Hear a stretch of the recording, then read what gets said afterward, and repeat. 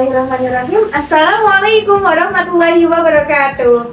Hai sahabat-sahabat IAT, selamat datang di podcast perdana kita pada hari ini. Di sini kita akan membahas tentang peran wanita dalam Islam.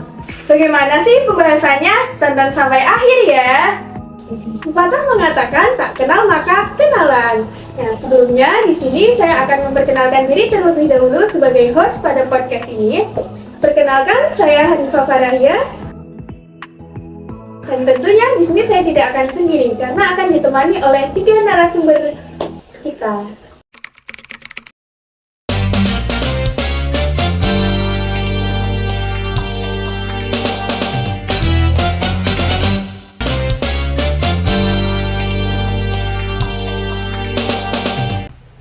Hai kakak-kakak, selamat datang di podcast perdana pada kali ini.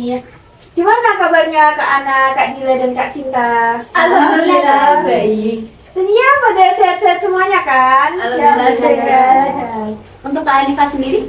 Alhamdulillah saya sehat. Dan kakak-kakak semua masih semangat dong tentunya. Semangat dong, apalagi kita akan membahas mengenai wanita kan? Wah, benar sekali. Kebetulan nih narasumber kita hari ini wanita-wanita semuanya nih. Terima kasih kepada kakak-kakak yang sudah berkenan hadir pada podcast hari ini. Nah, tentang peran wanita dalam agama Islam. Pada zaman sekarang, perbedaan gender sudah dianggap seperti biasa dan seperti tidak teranggap. Pertama, untuk menjadi wanita muslimah yang milenial, baik itu secara baik itu tidak mudah ya. Tantangan dan ujian yang dihadapinya semakin berat seiring dengan perkembangan zaman. Di era canggihnya teknologi seperti ini, wanita itu dituntut untuk tegas terhadap dirinya dan juga lingkungannya. Banyak sekali citra buruk yang menggambarkan pergaulan bebas di zaman milenial ini. Jadi apa-apa yang menjadi permasalahan pokok pada zaman sekarang ini ya? Bagaimana wanita muslimah untuk menguatkan imannya, lalu mempelajari dan mengamalkan ilmu sesuai dengan apa yang Allah mau, sesuai dengan syariat. Selain itu, wanita muslimah juga dituntut untuk memiliki komitmen yang kuat agar tidak menyimpang dari ajaran-ajaran Islam. Karena begitu banyak tantangan yang muncul pada zaman modern ini, di zaman kecanggihan teknologi masa kini, khususnya dalam lingkungan dan gaya hidup kita dalam bermasyarakat. Nah, dari yang sudah saya singgung tadi ya mengenai peran wanita dalam agama Islam, menurut Kak Dila sendiri nih, bagaimana sih agama Islam itu memberi batasan pada perempuannya tentang ruang lingkup dalam masyarakat seperti itu? Nah, untuk ruang lingkup wanita ini, wanita diibaratkan seperti permata yang dijaga, bukan membatasinya, tetapi kita menjaganya. Seperti halnya barang, kita berikan perhatian yang khusus agar barang tersebut tetap terlihat indah dan memukau. Islam juga menempatkan mereka sewajarnya seperti manusia, bukan seperti barang dagangan, apalagi seperti binatang. Islam juga mendorong mereka untuk berpartisipasi dalam ruang lingkup publik dan berinteraksi secara luas seperti halnya laki-laki. Berarti setara gitu ya? Iya, setara. Terus? Kalau sudah tidak ada kayak perbedaan Gender ya, gitu ya, sekarang kan banyak ya. mempunyai hak yang sama. Itu caranya gimana tuh Kak? Misalkan seperti mencari ilmu, ada pepatah yang mengatakan carilah ilmu sampai ke negeri Cina. Boleh ya, ada setinggi-tingginya, sejauh-jauhnya. Banyak-banyaknya kita mencari ilmu untuk bekal kedepannya gitu ya, soalnya kan kedepannya kita juga membutuhkan ilmu seperti itu. Itu ya Kak.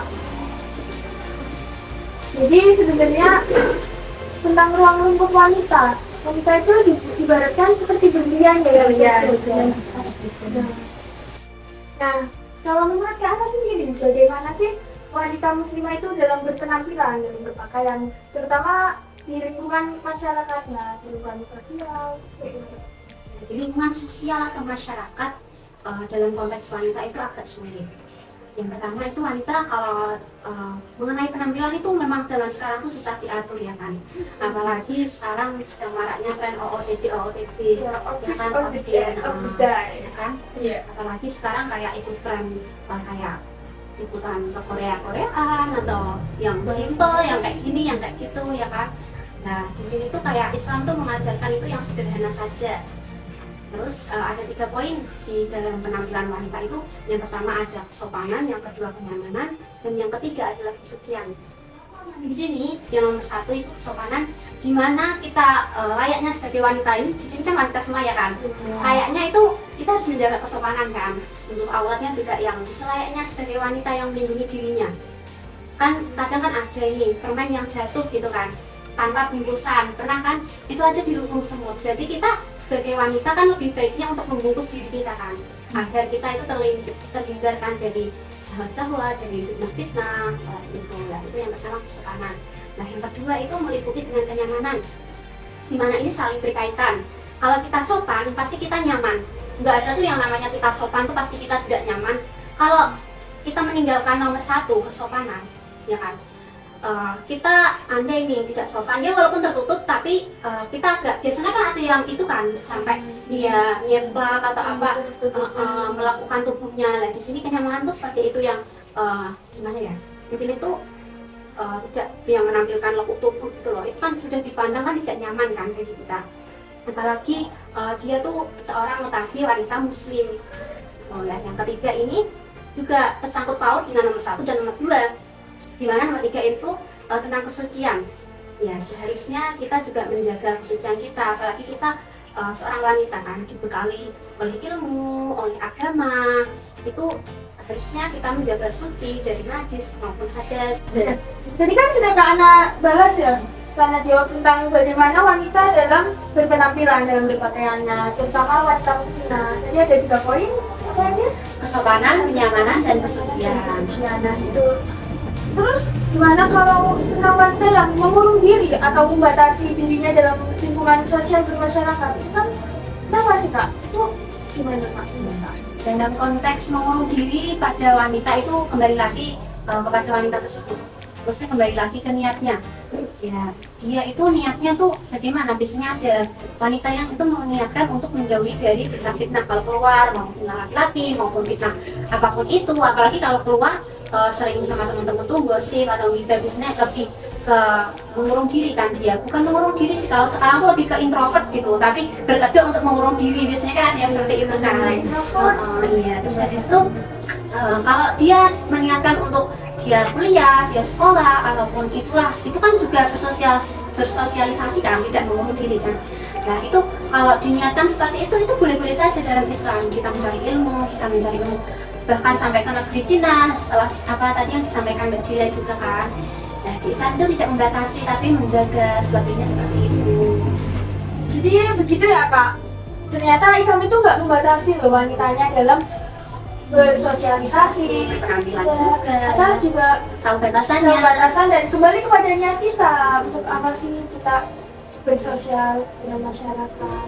Nah, tadi kan sudah dijelaskan tentang penampilan, ruang lingkup. Terus gimana sih wanita dalam berpendidikan? Kan zaman sekarang itu sering kan ada omongan seperti ngapain sih wanita kuliah tinggi-tinggi, sekolah tinggi-tinggi kalau ujung-ujungnya bakal dapur juga. Itu menurut Kak Sinta bagaimana ya? Baik, mengenai pendidikan atau mencari ilmu, sebagaimana dijelaskan dalam hadis Nabi yang berbunyi talabul ilmi fardhatun ala kulli muslimin wal muslimah, bahwa mencari ilmu itu hukumnya wajib bagi muslim laki-laki dan perempuan. Nah, lalu seperti apa pendidikan yang harus ditempuh oleh seorang perempuan? Tentunya pendidikan yang harus ditempuh oleh seorang perempuan yang paling utama adalah yang wajib untuk dirinya sendiri. Maksudnya gimana? Yaitu seperti ibadah kita pada Allah, itu kan juga membutuhkan ilmu kan. Contohnya sholat wajib atau sholat sunnah, kita harus tahu rukun-rukunnya, syarat-syaratnya, apa yang membatalkannya, seperti itu. Tidak hanya dalam hal sholat saja, tapi juga dalam hal-hal yang lain yang menyangkut ibadah kita kepada Allah, yaitu zakat, puasa, apalagi kan kita harus tahu ilmu tentang menstruasi itu kan yang dialami oleh seorang perempuan kan, itu penting sekali. Muslimah itu kan identitas yang mulia yang diberikan Allah pada kita sebagai kaum perempuan.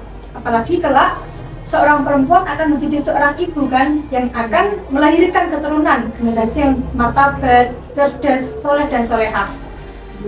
Dengan untuk melahirkan generasi yang cerdas, bermartabat dan soleh-solehah, kita perlu mempunyai ilmu yang sebanyak-banyaknya.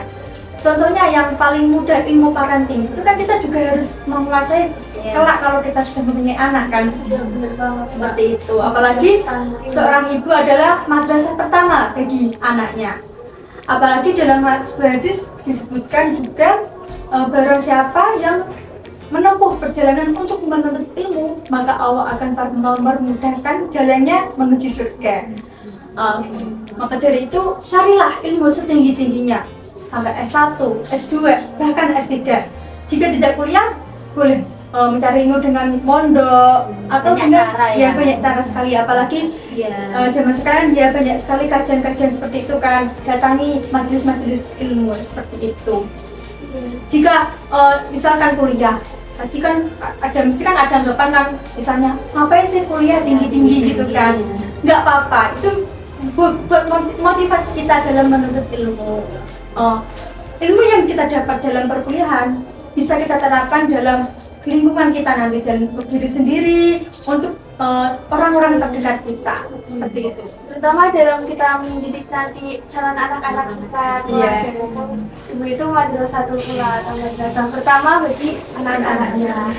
Nah, jadi sebenarnya wanita itu nggak apa-apa ya menuntut ilmu setinggi-tingginya untuk kita mengajarkan bagaimana sih wanita itu.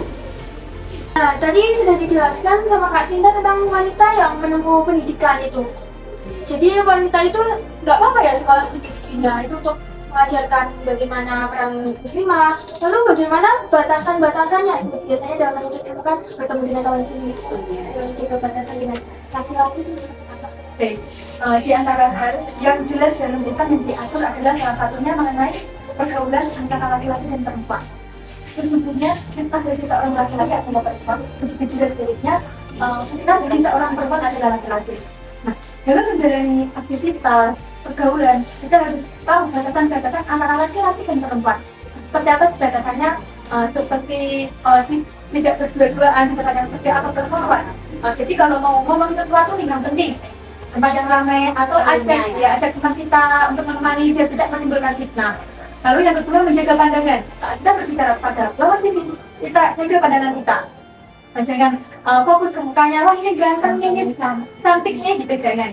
Yang ketiga yaitu berbicara kepada lawan jenis itu seperlunya, sepentingnya gitu. Kalau nggak ada perlu, nggak ada kepentingan, lebih baik kita membatasi. Kita ya. Jadi saling perasaan ya. Baik, sudah banyak nih pembahasan kita kali ini, pertama dari bagaimana pendidikan seorang wanita, lalu batasannya dengan lawan jenis, tadi juga sudah dijelaskan ruang lingkup, cara kita berpenampilan, dan gimana mengurung kalau nggak ada wanita yang mengurung diri, itu seperti itu. Nah, jadi kesimpulan dari pembahasan kita berempat ya, dari ketiga narasumber hebat kita ini tentang bagaimana peran wanita muslimah dalam era modern sekarang nih, dari ruang lingkupnya, lalu dibahas juga tentang penampilan dan pembatasan diri. Jadi wanita nggak perlu mengurung diri terlalu ya, yang penting tergantung gimana niat kita dalam bersosial masyarakat. Lalu perempuan yang menuntut ilmu setinggi-tingginya itu nggak apa-apa ya Kak Sinta. Juga batasan-batasannya dengan lawan jenis itu seperti apa yang tadi sudah dijelaskan. Sini saya sangat berterima kasih kepada tiga kakak-kakak yang cantik-cantik dan cerdas-cerdas ini. Bah, sharing-sharing lah tentang peran wanita muslimah, tentang wanita dalam agama Islam. Oke, jadi mungkin itu dulu ya teman-teman, sahabat-sahabat IAT yang bisa kami berikan tentang pembahasan podcast pada hari ini. Sampai jumpa di podcast-podcast selanjutnya.